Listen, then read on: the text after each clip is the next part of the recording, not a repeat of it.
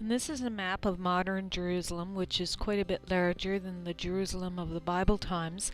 The gray lines are for the main roads, and the Old City is on the right. And these are the present-day walls of the Old City of Jerusalem. Built in the 1530s by Suleiman the Magnificent. The Old City today is divided into 4 quarters. The Muslim quarter shuts down on Fridays, the Jewish quarter on Saturdays, the Christian and Armenian on Sundays. And the walls aren't in the exact same position as they were in Bible times. It varied. From Jesus' time, the walls of the Old City now are north, and Jesus' time are more south. Here it is just Jesus' time. Recent debates conclude that Hezekiah's time would be about the same as Nehemiah's time, which is before and after the Babylonian captivity. It's more south again, and here's King David's city, with and again without the walls of the Old City today. Next we'll take in the view driving north between the Mount of Olives and Jerusalem, while Dr. Fleming talks about how high the valleys and the hills are now compared to what they were in the Bible times. It's become more broad U-shaped with time. So the valleys are 20 to 40 feet deeper in the Bible times, and the hills are generally A little bit higher. so then everything gets higher. But if you're comparing the height of the hills now with the valleys as in contrast to the Bible times. The hills get lower. They used to be higher.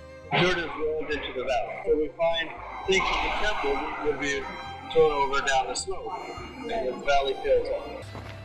In antiquity, there was the notion of holy people, holy times, holy places. To climb back into the skin of people in biblical times, we need to understand they have very strict understanding. For Jews in Jesus' day, there's 10 areas of holiness.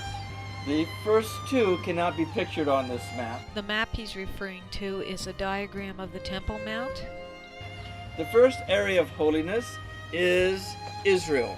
Do you remember the word holy means different, set apart?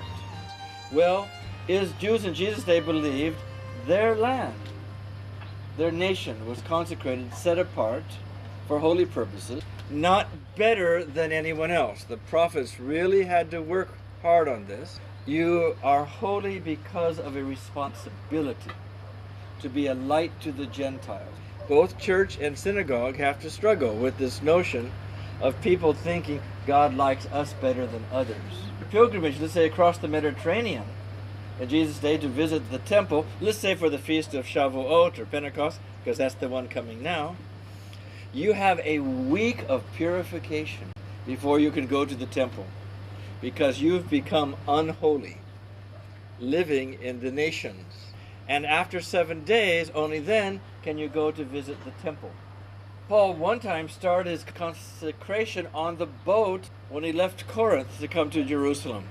He took a Nazirite vow as he boarded the ship and used that sailing time when he wasn't on land for his purity. After his 3rd missionary journey, when he arrived and met with James, the bishop of the Jerusalem church, because Paul was accused falsely of telling Jews not to honor their tradition. James says, why don't you show your tie to Judaism, Paul, by not only buying your offerings for your purity, but the offerings of those with you? And Paul said, good idea. The second area of holiness is Jerusalem. It is more holy than the other cities in the land of Israel. And you do certain things here that you don't do in other places. The building permits were different. For example, no building was allowed in Jerusalem that had a balcony that dropped filth onto the street. None of the public toilets could be within view of the temple platform.